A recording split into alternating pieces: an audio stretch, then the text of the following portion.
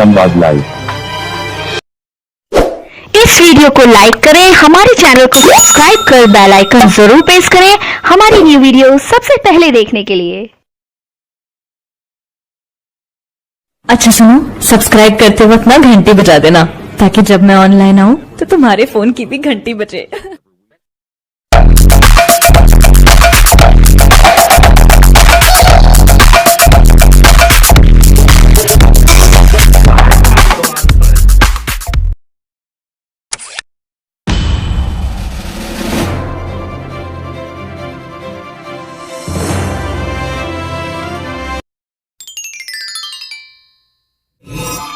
तो पहला क्वेश्चन जो है दोस्तों हिंदी का है और पहला क्वेश्चन है ऐसा पद जो क्रिया या संज्ञा की विशेषता न बताकर एक वाक्य या पद का संबंध दूसरे वाक्य या पद से जोड़ता है वह कहलाता है। सीधे शब्दों की बात करूं तो कह रहा है एक पद जब दूसरे पद से जुड़ता है तो उसे क्या कहते हैं दोस्तों। इसका जो आंसर है वह है सी, उसको बोलते हैं समुच्चय बोधक। अगर दूसरे क्वेश्चन की बात करें दोस्तों, इसका जो दूसरा क्वेश्चन है इसका वह है गरल सुधा रिपु करहि मिताहि। यह एक लोकोक्ति है और हमें इसका शाब्दिक अर्थ बताना है और इसका जो शाब्दिक अर्थ है वो है दो विरोधी स्वभाव वालों का मिलन। दो अलग अलग व्यक्तियों का जब आपस में मिलन होता है वही इसका शाब्दिक अर्थ है जो ये कहना चाह रहा है इस लोकोक्ति के माध्यम से। दोस्तों अगला क्वेश्चन है अर्थ के आधार पर वाक्य भेद है। मतलब ये बताना चाहता है कि वाक्य का कौन सा भेद है यहाँ पे जो अर्थ के आधार पर है।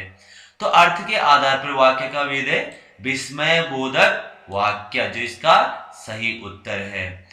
अगले क्वेश्चन की तरफ जाते हैं जिसमें है कर्दर्म का पर्यायवाची शब्द है। कर्दम जो पर्यायवाची शब्द है वो है कीच, तो कीच इसका सही उत्तर है। दोस्तों अगला जो प्रश्न है वो है बैठक में उपस्थित व्यक्तियों के पदानुसार नाम, उनकी राय का पूरा विवरण सहित कार्य सूची में रेखांकित कार्यों पर हुए विचार विमर्श का संक्षिप्त विवरण कहलाता है। दोस्तों कार्य सूची पे जब भी विवरण होता है उस सूची को बोला जाता है कार्य वृत्त। ऑप्शन सी इसका सही आंसर है। अगला क्वेश्चन है द्वितीय विश्व हिंदी सम्मेलन कब और कहां संपन्न हुआ। दोस्तों इसका जो राइट आंसर है वह 28-30 अगस्त 1976 को मॉरिशस। दोस्तों आपको पता होगा मॉरिशस में भी हिंदी भाषा बोली जाती है। अगला प्रश्न है दोस्तों, ये प्रश्न है संख्येश्वर्य शब्द में कौन सी संधि है। दोस्तों ये जो शब्द है थोड़ा इस शब्द में विवादप्रस्त है, अपवाद है, क्योंकि दोस्तों यहाँ पे अपवाद ये है ये शब्द जो है इसका विच्छेद दो तरह से हो सकता है। एक तो हो सकता है दोस्तों संख्या प्लस ऐश्वर्य। अगर संख्या प्लस ऐश्वर्य होगा तो ये वृद्धि संधि का उदाहरण होगा, लेकिन इसका मतलब जो अगर इसने जो ऑप्शन बी सही कहा है इसके अनुसार सखी प्लस ऐश्वर्य है, जबकि जो अनुस्वार है सा के ऊपर वो तो है वो कहा वो उसने गायब कर दिया है, तो ये विवादग्रस्त रहने वाला दोस्तों। तो हम अगले प्रश्न की ओर जाते हैं। अवनी शब्द का विलोम क्या है। दोस्तों अवनी शब्द का विलोम है अंबर। अंबर शब्द ही अवनी का विलोम है। दोस्तों अगला प्रश्न है हम लोग भारतीय दूरदर्शन का धारावाहिक की पाठकथा का लेखन किया है, किसने किया है हम लोग, और इसका जो आंसर सही है वह है मनोहर श्याम जोशी जी ने। अगला प्रश्न है अनेकार्थी शब्द उत्सर्ग का संबंध है। उत्सर्ग का जो संबंध होता है वह होता है दान। दान का ही शाब्दिक अर्थ होता है उत्सर्ग। अगला प्रश्न दोस्तों हिंदी भक्ति साहित्य में अष्टछाप बहुत महत्वपूर्ण है। अष्टछाप बोला जाता है 8 कवियों का समूह जिसे माना गया है अष्टछाप। अगला प्रश्न है वह खंबा गिर जाएगा इस पंक्ति में कौन सा विशेषण है? दोस्तों आपको पता होगा, यह सीधा सीधा दर्शा रहा है वह खंबा। इसका मतलब क्या है? सार्वनामिक विशेषण है और वो भी वह मतलब निश्चयवाचक है। इसका ऑप्शन सी बिल्कुल सही है। अगला प्रश्न है, निम्नलिखित में से किस रचनाकार को महापंडित की उपाधि से विभूषित किया गया है? दोस्तों राहुल सांकृत्यायन इसके सही आंसर है, जिन्हें महापंडित की उपाधि दी गई है। अगला प्रश्न है, कौन सी संज्ञा क्रियापद के साथ बिल्कुल शुद्ध है? अगर बात करें क्रियापद के साथ शुद्ध है, वह है जल की मात्रा। जल को हमेशा मात्रा, आपको अंग्रेजी में क्वांटिटी बोला जाता है, और जल को हमेशा मात्रा में नापा जाता है। अगला प्रश्न है दोस्तों, निम्न में से किस कवि को ज्ञानपीठ पुरस्कार नहीं मिला है? दोस्तों यहाँ पे केवल एक ही कवि है जिन्हें ज्ञानपीठ पुरस्कार नहीं मिला है, वह है माखनलाल चतुर्वेदी।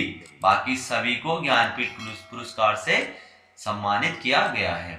अगला प्रश्न है, औलाद किस भाषा का शब्द है? औलाद जो है वो है अरबी भाषा के अंतर्गत बोला जाता है। यह शब्द अरबी भाषा का है। अगला है, अब चला जाए, यह वाक्य क्या है? दोस्तों अब चला जाए जो वाक्य है, यह है भाववाचक वाक्य। भाव के अनुसार जब वाक्य में परिवर्तन होता है उसे भाववाचक कहते हैं, और यह वाक्य जो है वह है भाववाच्य। अगला प्रश्न है, किसी मुद्दे पर लेख लिखने में उस ताजी घटना का उल्लेख करना जिसके कारण वह मुद्दा चर्चा में आया कहलाता है। दोस्तों वह कहलाता है न्यूज पैग। जब मुद्दे लेख लिखने में ताजी घटना का उल्लेख करने में वो मुद्दा काफी चर्चाओं में आता है, उस शब्द को बोला जाता है न्यूज पैग। अगला प्रश्न है, मधुर मधुर मेरे दीपक जल में कौन सा अलंकार है? दोस्तों इसमें है पुनरुक्ति। पुनरुक्ति मतलब एक शब्द की पुनर्वृत्ति हो रही है, और पुनरुक्ति प्रकाश इसका अलंकार है। अगला प्रश्न है दोस्तों, हिंदी शब्दकोश में त्र किस वर्ण के बाद आता है? दोस्तों आपको पता होगा त्र बनता है ता प्लस र, तो ता के बाद ही त्र शब्द आएगा। दोस्तों अगला प्रश्न है, ग्राम पंचायत सदस्यों की योग्यता भारतीय संविधान के किस अनुच्छेद में वर्णित है? आपको बता दोस्तों, जो ग्राम पंचायत आर्टिकल है पूरा 243 में डिफाइन किया गया है, और इसका जो आंसर है वो 243 F 243 F में योग्यता पूरा पंचायती राज की योग्यता से संबंधित है। अगला प्रश्न है, अश्व अक्षांश किसे कहते हैं? दोस्तों अश्व अक्षांश बोलते हैं उपोष्ण उच्च दाब जो पेटी होती है उसे ही अश्व अक्षांश बोला जाता है। अगला प्रश्न है, प्रसिद्ध गर्जिया देवी मंदिर बहुत महत्वपूर्ण है, किस नदी के किनारे अवस्थित है? यह मंदिर जो है कोशी नदी के किनारे अवस्थित है। अगला प्रश्न है दोस्तों, उत्तराखंड में सिंचाई अनुसंधान संस्थान कहां पर स्थित है? दोस्तों सिंचाई अनुसंधान जो है वह रुड़की में अवस्थित है। अगला प्रश्न है, निम्न में से छत्र का शिला पाई जाती है? दोस्तों आपको पता होगा मरुस्थल में यह छत्र का शिला पाई जाती है, इसका ऑप्शन बी बिल्कुल सही है। अगला प्रश्न है, उष्ण कटिबंधीय घास के मैदानों को कहा जाता है? क्या कहा जाए दोस्तों? ये सभी घास के मैदान है, तो उसका राइट आंसर है सवाना। सवाना ही उष्ण कटिबंधीय घास के मैदान है। दोस्तों अगला प्रश्न है, गढ़वाल एंशिएंट एंड मॉडर्न पुस्तक किसने लिखी है? बहुत महत्वपूर्ण प्रश्न है दोस्तों, वह है पाती राम, जिन्होंने यह पुस्तक लिखी है। अगला प्रश्न है, भारतीय संविधान में पंचायती राज व्यवस्था से संबंधित अनुसूची पूछी गई है। और आपको पता होगा अनुसूची 11वीं अनुसूची में पूरा पूरा पंचायती राज व्यवस्था है, तो इसका जो डी है ऑप्शन है वो बिल्कुल सही है। अगला प्रश्न है, भारतीय स्वतंत्रता संग्राम के दौरान निम्नलिखित में से किसने इस बात पर जोर दिया था कि ग्राम पंचायतों को मजबूत बनाने के लिए आर्थिक व राजनीतिक शक्ति का विकेंद्रीकरण होना चाहिए। दोस्तों, विकेंद्रीकरण शब्द से ही स्थानीय स्वशासन का जन्म हुआ है और सबसे ज्यादा विकेंद्रीकरण पे फोकस किया था महात्मा गांधी जी ने। तो इसका जो डी ऑप्शन है वो बिल्कुल सही है। जो ग्राम पंचायतों पे सबसे ज्यादा फोकस किया है, मजबूत बनाने का प्रयास किया गया, वो है महात्मा गांधी। अगला प्रश्न है, मोहन उप्रेती संबंधित है, तो जो इसका आंसर है वह है सुप्रसिद्ध रंगकर्मी और निर्देशक। यह बिल्कुल सही आंसर है। अगला क्वेश्चन है, राज्य निर्वाचन आयोग का गठन भारत के संविधान के किस अनुच्छेद के द्वारा किया गया है? राज्य के अंतर्गत जितने भी चुनाव होने हैं वो आर्टिकल नंबर, दोस्तों आपको पता होगा 243 के अंतर्गत पूरा संविधान में राज्य निर्वाचन आयोग का ही गठन से संबंधित यह अनुच्छेद है, तो इसका बी आंसर सही है। अगला प्रश्न है, धुआंधार जलप्रपात संबंधित है। जो धुआंधार जलप्रपात है वह स्थित है नर्मदा नदी में यह जलप्रपात है। अगला प्रश्न है, लिंगानुपात की दृष्टि से उत्तराखंड भारत में किस स्थान पर स्थित है? वह है 13वें स्थान पर हमारा उत्तराखंड स्थित है। अगला प्रश्न है, हिमालय का वह कौन सा भाग है जो करेवा के लिए प्रसिद्ध है? और करेवा के लिए सबसे ज्यादा प्रसिद्ध है कश्मीर हिमालय। कश्मीर जो हिमालय है वो पूरा करेवा के लिए प्रसिद्ध है। अगला प्रश्न है, श्यामला ताल कहाँ स्थित है? श्यामला ताल दोस्तों चंपावत में स्थित है। ऑप्शन सी बिल्कुल सही। भारतीय संविधान की संकटकालीन व्यवस्था, दोस्तों इमरजेंसी कहां से ली गई है? और इमरजेंसी आपको पता होगा जर्मनी से। तीनों जो 352, 56, 60 है वो तीनों के तीनों जर्मनी के संविधान से लिए गए हैं। अगला प्रश्न दोस्तों, 1935 में इस पत्र का प्रकाशन अल्मोड़ा से किया गया है। यहाँ पे पत्रिकाएं दिए गए हैं और अल्मोड़ा से जिसका प्रकाशन किया गया है वह है समता। ऑप्शन सी बिल्कुल सही आंसर है। अगला प्रश्न है, descriptive list of martial castes of Almora पुस्तक के लेखक हैं। दोस्तों इसका है गंगादत्त उप्रेती, बिल्कुल सही आंसर है। अगला प्रश्न है, भारत के केंद्रीय मंत्रिपरिषद किसके प्रति उत्तरदायी है? पूरा का पूरा जो केंद्रीय परिषद होता है लोकसभा के प्रति उत्तरदायी होता है और बिल्कुल डी आंसर सही है। अगला प्रश्न है, व्यक्तिगत सत्याग्रह आरंभ करने हेतु उत्तराखंड में प्रथम बैठक हुई है। दोस्तों आपको पता होगा डाडा मंडी में। ऑप्शन ए बिल्कुल सही है, डाडा मंडी में पहली बैठक बुलाई गई थी। अगला प्रश्न है, जुआरी नाम क्या है? दोस्तों बहुत बढ़िया प्रश्न है। जुआरी नाम एक नदी का नाम है, जो बिल्कुल भी सही आंसर है। अगला है, नुक्टंग देवी की पूजा की जाती है, किसमें की जाती है? तो रंग समुदाय, जो ऑप्शन ए है ये बिल्कुल सही है, जो इस देवी की पूजा करता है। अगला प्रश्न है, भारत में राष्ट्रीय विकास परिषद की स्थापना हुई है। दोस्तों राष्ट्रीय विकास परिषद 1952 में बन गया था, जो इसका सी है वो बिल्कुल सही आंसर है। अगला प्रश्न है, भोटिया जनजाति के लोकगीत हैं।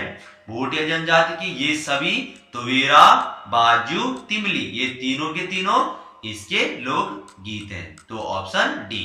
अगला प्रश्न है, गढ़वाल का बारदोली के नाम से प्रसिद्ध स्थल है।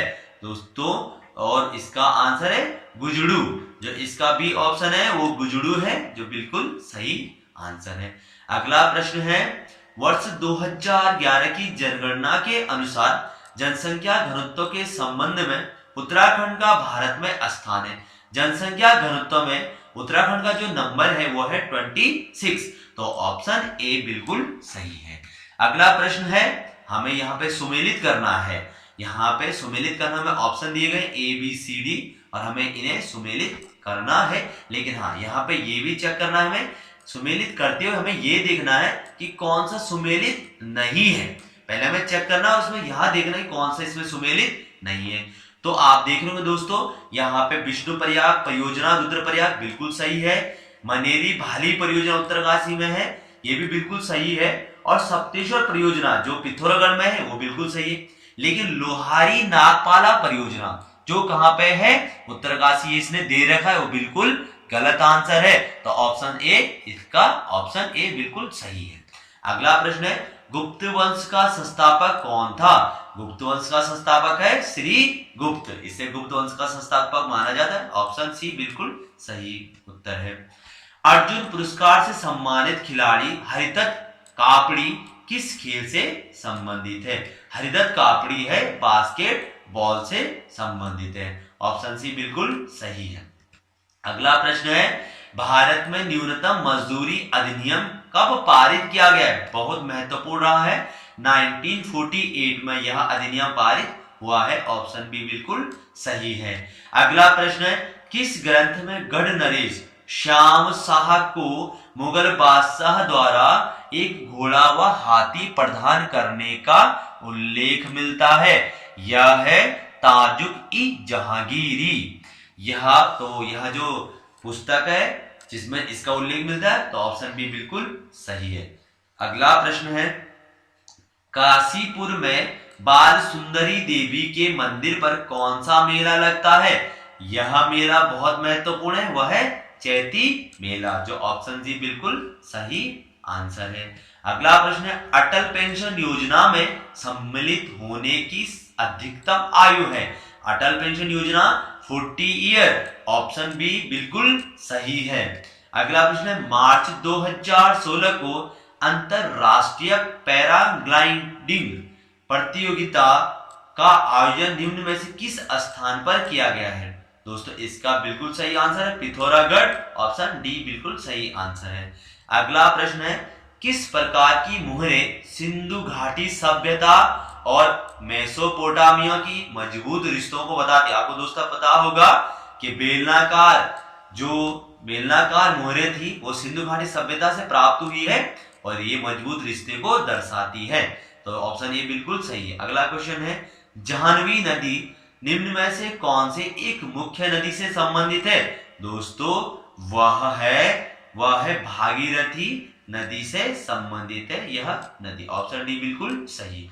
अगला प्रश्न है, किस वर्ष वन अनुसंधान संस्थान देहरादून ने अपनी स्थापना के पूरे 100 वर्ष पूर्ण किए हैं?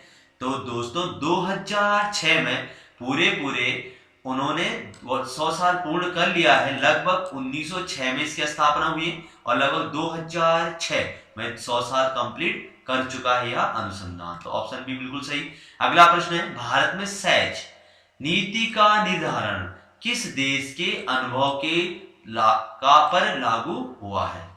दोस्तों वह है चाइना का अनुभव से यह नीति निर्धारण हुआ है भारत में, जिसका ऑप्शन भी बिल्कुल सही है। अगला प्रश्न है, केदार मंडल पर ललितादित्य के आक्रमण की जानकारी प्राप्त होती है? किस पुस्तक के द्वारा ललितादित्य के आक्रमण की जानकारी प्रस्तुत होती है? वो है राजतरंगिणी। बहुत महत्वपूर्ण पुस्तक है जो कल्हण के द्वारा रचित की गई है। तो इसका ऑप्शन ए बिल्कुल सही आंसर है। अगला प्रश्न है, कुमाऊं परिषद गठन किस वर्ष में किया गया है? आपको पता 1916 में यह परिषद का गठन किया गया है। ऑप्शन सी बिल्कुल सही है। अगला प्रश्न है, भारत में national institution for transforming India NITI Aayog की स्थापना बहुत महत्वपूर्ण रहा है। योजना आयोग की जगह पे यह कॉन्सेप्ट माननीय मोदी जी लाए हैं। तो 1 जनवरी 2015 को यह कॉन्सेप्ट आया। तो इसका ऑप्शन ए बिल्कुल सही है। अगला प्रश्न है, निम्नलिखित में से किस वर्ष में नैनीताल में भारी भूस्खलन हुआ। तो नैनीताल में भारी भूस्खलन हुआ है 1880 में, तो ऑप्शन ए बिल्कुल सही है। अगला प्रश्न है श्रीनगर गढ़वाल में स्थित अजयपाल का राजभवन किस वर्ष भूकंप के कारण क्षतिग्रस्त हुआ था? 1803 में क्षतिग्रस्त हुआ था, तो इसका ऑप्शन सी बिल्कुल सही। अगला प्रश्न है 1857 की क्रांति के बारे में किसने कहा कि यह तथाकथित प्रथम राष्ट्रीय स्वतंत्रता संग्राम न तो यह प्रथम नहीं राष्ट्रीय तथा नहीं स्वतंत्रता संग्राम था। तो आपको पता होगा दोस्तों आरसी मजूमदार थे जिन्होंने बताया था कि यह प्रथम स्वतंत्रता संग्राम है, तो ऑप्शन सी बिल्कुल सही है। अगला प्रश्न है जिसमें हमें गलत युग्म का चयन करना है दोस्तों, और इसमें गलत युग्म आप देख रहे होंगे बछेंद्री पाल जो निशानेबाजी बिल्कुल गलत है। अगर आप देखते हो तो ऑप्शन ए बिल्कुल सही, चंद्रप्रभा एतवार जो पर्वतारोही है, उन्मुख चंद जो क्रिकेट से संबंधित है, एकता विश्व जो क्रिकेट से संबंधित है, और बछेंद्री पाल आपको पता होगा जो पर्वतारोही है, जो बिल्कुल यहाँ पे ऑप्शन डी है जो बिल्कुल सही आंसर है। अगला प्रश्न है जलीकट्टू किस राज्य का पारंपरिक खेल है? बहुत महत्वपूर्ण और सबसे ज्यादा विवादग्रस्त रहा है यह खेल, जो तमिलनाडु में पारंपरिक यह खेल है, यह तमिलनाडु राज्य से संबंधित है। ऑप्शन ए बिल्कुल सही आंसर है। अगला प्रश्न है दिल्ली के मुगल राजकुमार सुलेमान सिकोह को किस गढ़वाली राजा ने शरण दी है? सुलेमान सिकोह को पृथ्वीपति शाह ने शरण दी थी, तो बिल्कुल बी जो है इसका सही आंसर है। अगला प्रश्न है चमोली जनपद का सृजन कब हुआ है? चमोली जनपद कब बना है? 24 फरवरी 1960 को चमोली जनपद बना था, इसका बिल्कुल बी आंसर सही है। अगला प्रश्न है निम्नलिखित में से कौन सा एमएस वर्ड के रूलर में नहीं होता है? वो बिल्कुल सही आंसर है सेंटर इंडेंट, तो इसका डी ऑप्शन बिल्कुल सही है। अगला प्रश्न है रम्माण के बारे में कौन सा कथन गलत है? रम्माण के बारे में कौन सा गलत कथन है? तो दोस्तों इसमें ढोल का वर्जित बिल्कुल प्रयोग वर्जित है। आपको पता होगा दोस्तों चमोली का एक लोक उत्सव है, इसमें मुखौटा के साथ यह नृत्य होता है और यूनेस्को के द्वारा विश्व विरासत घोषित किया गया है, तो जो इसको ऑप्शन सी है वो बिल्कुल गलत है। अगला प्रश्न है the history of Indian archaeology के लेखक कौन है? दोस्तों इसके लेखक है एस.एन. रॉय, ऑप्शन डी बिल्कुल सही आंसर है। अगला प्रश्न है शारदा जिसे काली नदी के नाम से भी जाना जाता है का उद्गम स्थल है मिलम, इसका ऑप्शन सी बिल्कुल सही है। अगला प्रश्न है कीबोर्ड में फंक्शन की कुंजियों की संख्या होती है, वह होती है 12, ऑप्शन बी बिल्कुल सही है। अगला प्रश्न है शाह पदवी प्रयोग करने वाला गढ़वाल का प्रथम राजा कौन था? यह था बलभद्र शाह, इसका बिल्कुल सही ऑप्शन है ए। अगला प्रश्न है हमें सुव्यवस्थित रूप में हमें लिखना है, अर्थपूर्ण रूप से लिखना है। आप देख लो दोस्तों इसमें परिवीक्षा, साक्षात्कार, चयन, नियुक्ति, विज्ञापन, आवेदन दिया गया है, और अगर आप देखोगे उसका अगर सीक्वेंस में सही रूप में लिखा जाए तो ऑप्शन डी बिल्कुल सही है, जिसके अंतर्गत पहले विज्ञापन आएगा, फिर आवेदन आएगा, फिर साक्षात्कार आएगा, फिर चयन आएगा, फिर नियुक्ति आएगा और लास्ट में परिवीक्षा। तो ऑप्शन डी इसका बिल्कुल सही है। अगला प्रश्न है राजाजी राष्ट्रीय उद्यान का नाम किस प्रसिद्ध व्यक्ति के नाम पर समर्पित है? वह है श्री राजगोपालाचार्य, भारतीय गवर्नर जनरल, तो ऑप्शन बी बिल्कुल सही है। अगला प्रश्न उत्तराखंड का प्रथम पावर हाउस कौन सा है? दोस्तों उत्तराखंड का प्रथम पावर हाउस है गलोगी जल विद्युत प्लांट, इसका ऑप्शन ए बिल्कुल सही है। अगला प्रश्न है उत्तराखंड में किस शासन को स्वर्ण युग के रूप में जाना जाता है? वह है ऑप्शन ए कत्यूरी साम्राज्य, बिल्कुल सही है, ऑप्शन ए बिल्कुल सही है। अगला प्रश्न है भगत जवाहरमल का नाम संबंधित है दोस्तों कोका विद्रोह, जो ऑप्शन बी है यहाँ पे दिया गया है, ये बिल्कुल सही ऑप्शन है, ऑप्शन बी बिल्कुल सही है। अगला प्रश्न है सन 1926 ईस्वी में कृपाराम मिश्र ने कोटद्वार से किस पत्रिका की शुरुआत की थी? कोटद्वार से गढ़देश पत्रिका की शुरुआत हुई है जो 1926 से हुई थी, तो ऑप्शन सी बिल्कुल सही है। अगला प्रश्न है आधा राज्य अंग्रेजों के कब्जे में जाने के पश्चात गढ़वाल नरेश सुदर्शन शाह ने अपनी राजधानी श्रीनगर से हटाकर टिहरी स्थानांतरित कर दी थी। तो ऑप्शन सी बिल्कुल सही आंसर है। अगला प्रश्न है, कुमाऊं में चंद शासन का जन्मदाता, चंद शासन का जन्मदाता माना जाता है राजा सोमचंद को। ऑप्शन डी बिल्कुल सही है। अगला प्रश्न है, प्रसिद्ध मंदिर हाट कालिका कहां पे स्थित है? यह मंदिर स्थित है गंगोली हाट में। ऑप्शन डी बिल्कुल सही है। अगला प्रश्न है, निम्न में से एसएमपीएस का पूर्ण नाम क्या है? आपको पता होगा दोस्तों, switch mode power supply. Option A बिल्कुल सही। अगला प्रश्न है, डॉक्टर दीवान सिंह भाकुनी संबंधित है। डॉक्टर दीवान सिंह भाकुनी है औषधि वैज्ञानिक है ये, जो ऑप्शन सी है इसका बिल्कुल सही है। अगला प्रश्न, आगरा शहर की स्थापना करने वाला कौन था? आगरा शहर बसाया गया सिकंदर लोदी के द्वारा। ऑप्शन डी बिल्कुल सही है। अगला प्रश्न है, सुंदर ढूंगा हिमानी किस जनपद में स्थित है? बागेश्वर में स्थित है या? तो ऑप्शन ए बिल्कुल सही है। अगला प्रश्न, म्यांमार के प्रसिद्ध लोकप्रिय नेता आंग सान सू की राजनीतिक दल से संबंधित है। आंग सान सू जो है वह है नेशनल लीग फॉर डेमोक्रेसी, जो कि म्यांमार में एक राजनीतिक पार्टी है, और बिल्कुल बी ऑप्शन सही है। अगला प्रश्न है, प्रसिद्ध साहित्यकार शैलेश मटियानी का जन्म उत्तराखंड के किस जनपद में हुआ है? शैलेश मटियानी का जन्म अल्मोड़ा में हुआ था। ऑप्शन डी बिल्कुल सही है। और अगला प्रश्न दोस्तों, इसरो के PSLV-C-38 द्वारा एक ही प्रक्षेपण में कितने उपग्रह प्रक्षेपित किए गए हैं? तो ऑप्शन ए बिल्कुल सही है। तो दोस्तों ये ऑप्शन ए जो है इसका बिल्कुल सही है। और दोस्तों ये जो था ये पूरा और जो अगला क्वेश्चन है दोस्तों वह है, निम्नलिखित में से कौन सा गढ़वाल के 52 गढ़ों में सम्मिलित नहीं है दोस्तों? वो है भूनीगढ़, जो कि 52 गढ़ों में नहीं। गलत युग्म का चयन कीजिए।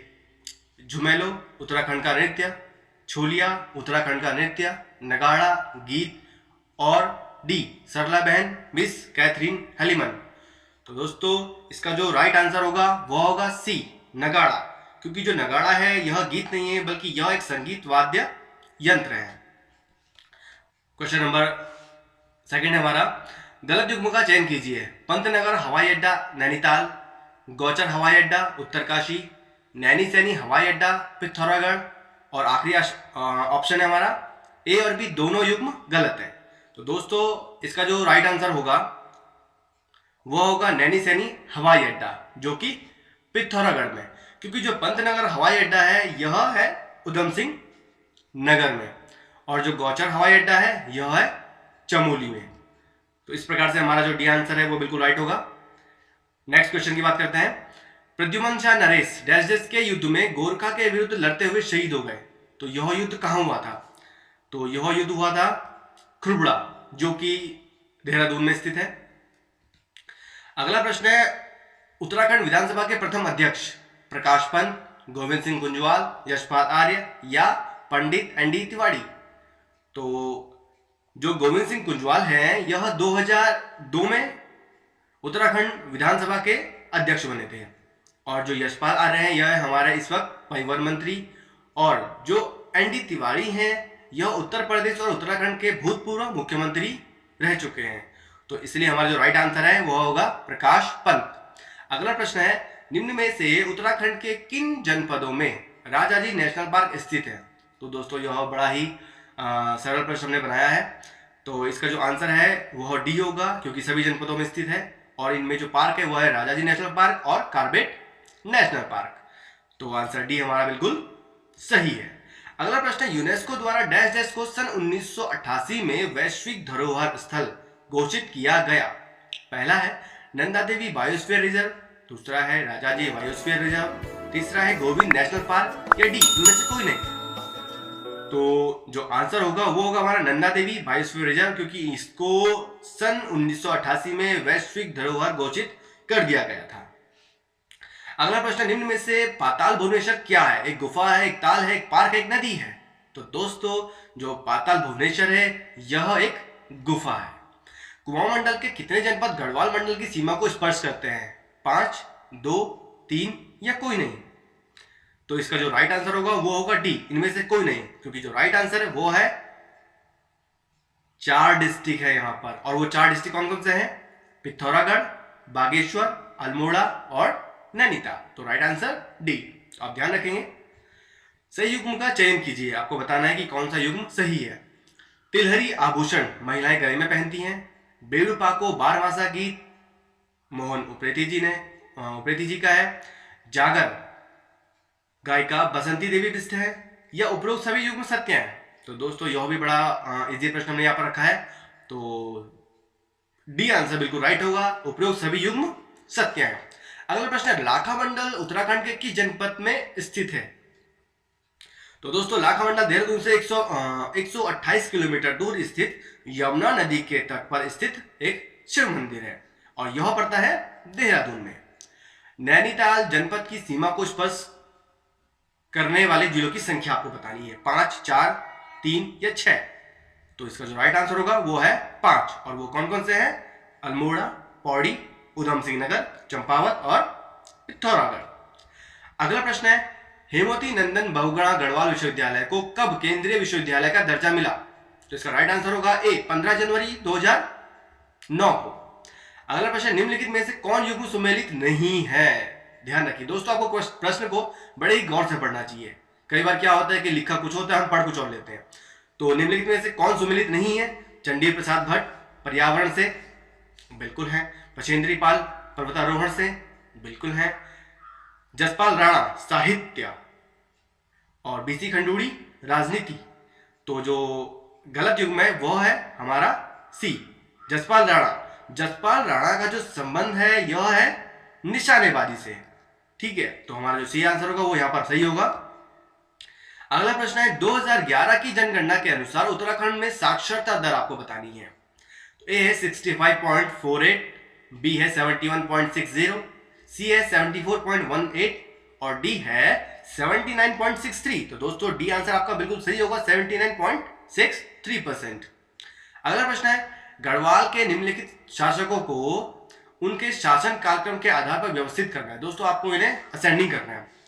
तो पहला ऑप्शन है अजयपाल, दूसरा कनकपाल, तीसरा फतेल पतीशा और चौथा है मान शाह।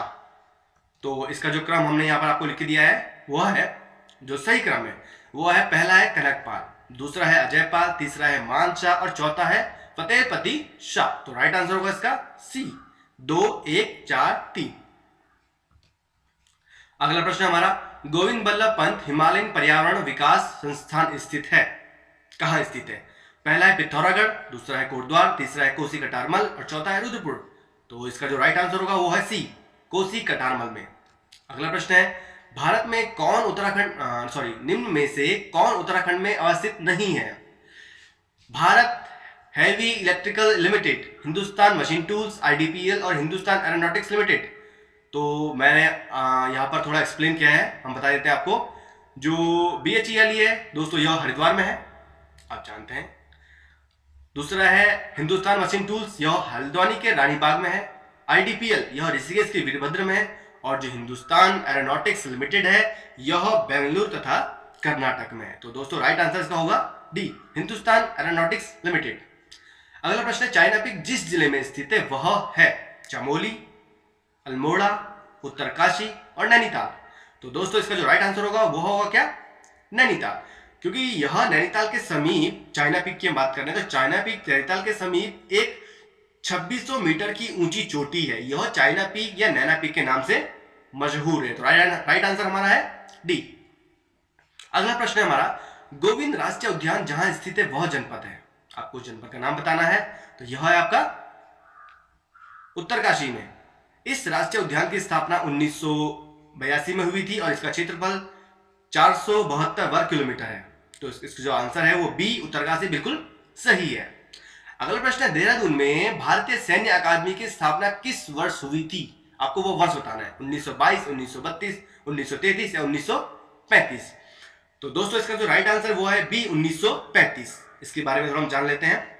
1 अक्टूबर 1932 को 40 जेंटलमैन कैडेट बलों के साथ सक्रिय हुआ था।